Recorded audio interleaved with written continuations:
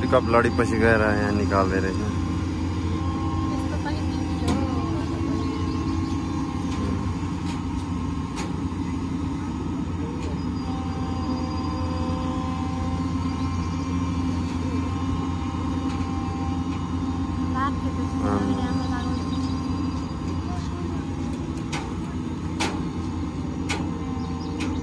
उयो फुस्क्यो भने पो टेन्सन हुन्छ, फेरि पछि जान्छ त निकै सिधै।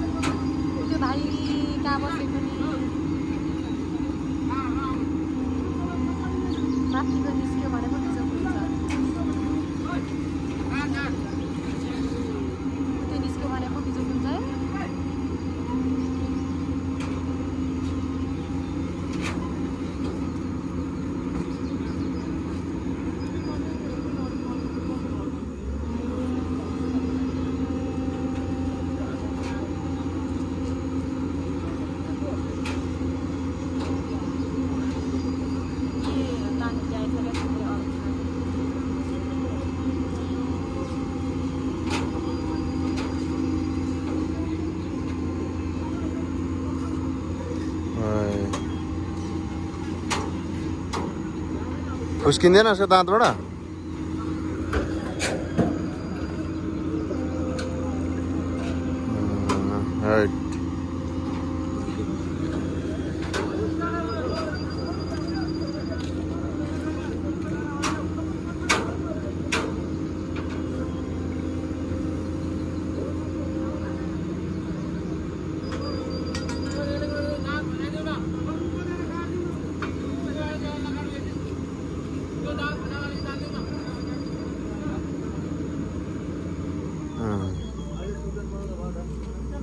टोचन अलिक घटाए हुन्थ्यो नि।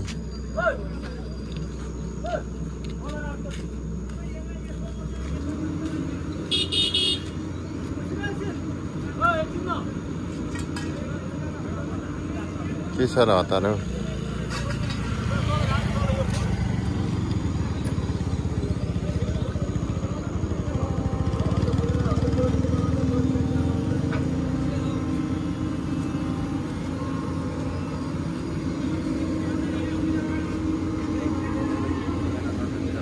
अगाडि एउटा तान्ने रहेछ फेरि।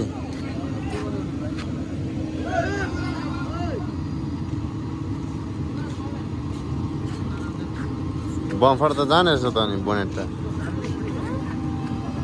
तान्दाखेरि नै हुन्थ्यो नि।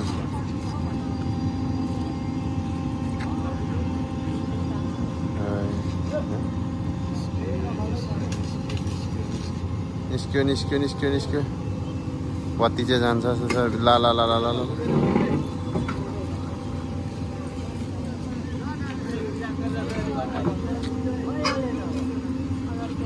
ल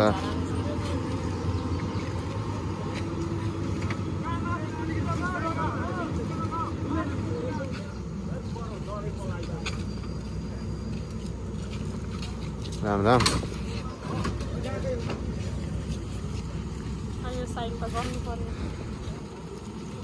स्टार्ट हुन्छ होला नि गाडी त?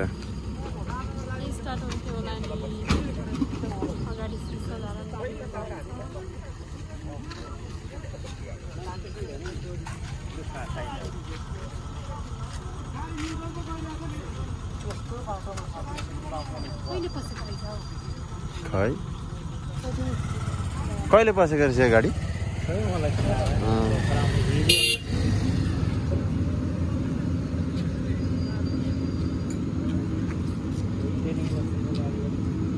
होइन, अनि कसरी यस्तो राम्रोमा पसिगएको खालि? एकैचोटि चाहिँ कहाँबाट दुईटा खाना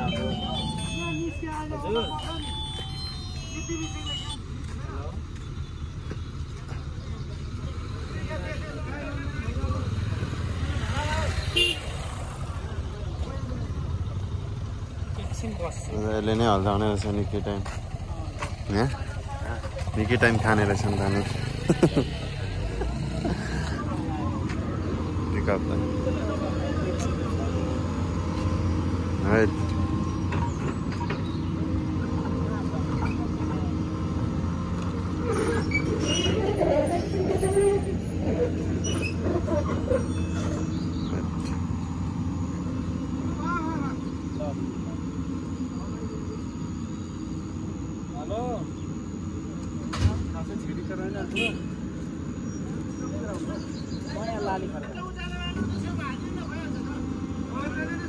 नानी यस्तो राम्रो बाटोमा कसरी तल पसी गएको जहिले झर्छ अरे 5-6 वटा भइसक्यो अरे यहाँ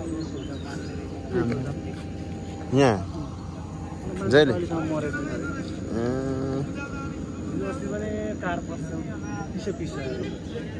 कार पनि त्यता तल कार पनि अस्ति पछि गएको थियो अरे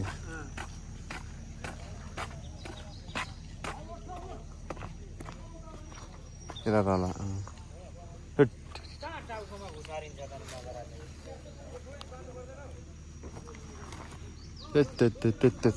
भनेको के को साइडमा भने अनि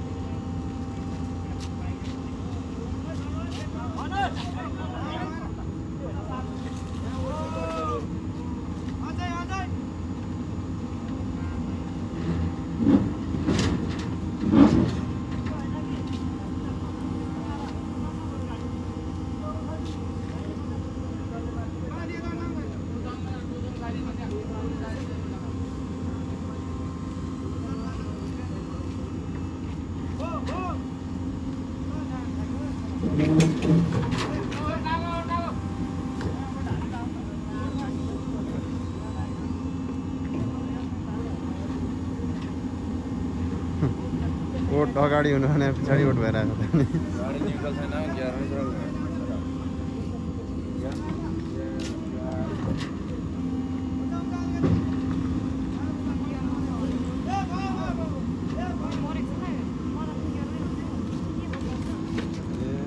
तपाईँलाई त पढाउनै पर्ने रहेछ गियर न्युट्रल भनेर गियर न्युट्रल भनेर पढाउनै पर्ने रहेछ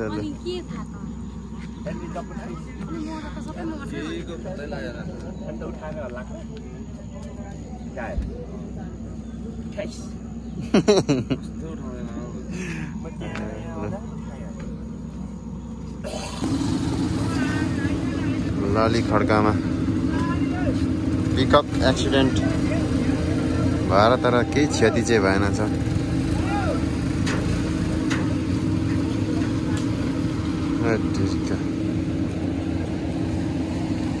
यो अगाडि थोरै किच्चे छ त्यति मात्रै हो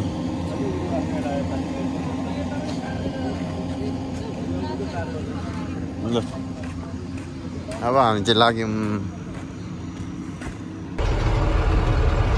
हामी चाहिँ पवा भन्ज्याङ पुग्न लाग्यौँ पवा भन्ज्याङ पर देख्न सक्नुहुन्छ होइन हामी चाहिँ अहिले गाडीमा हाम्रो सबिन दाईसँग ड्राइभर उहाँ गुरुजी अनि एकजना दाई चाहिँ यता पछाडि यहाँ डालामा भारीसँग सुतिराख्नु भएको छ यहाँ बोजी आउँदैन हुन्छ होइन यता मेरो सोल्टिनी भन्नुपर्छ होइन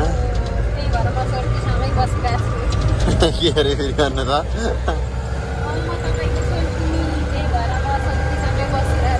अनि साधुटार चाहिँ पर यता साधुटार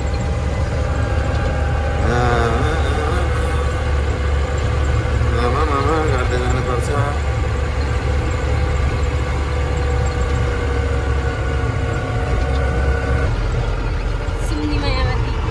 सुम्नीमा होइन सिलौटी हो सुम्नीमा त पर अघि गइसक्यो नि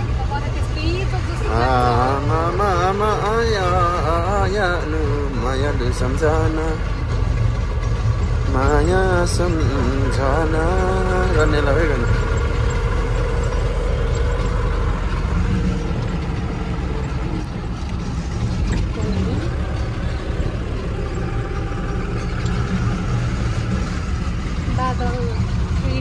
बादल जस्तै उडी जान मन छ मलाई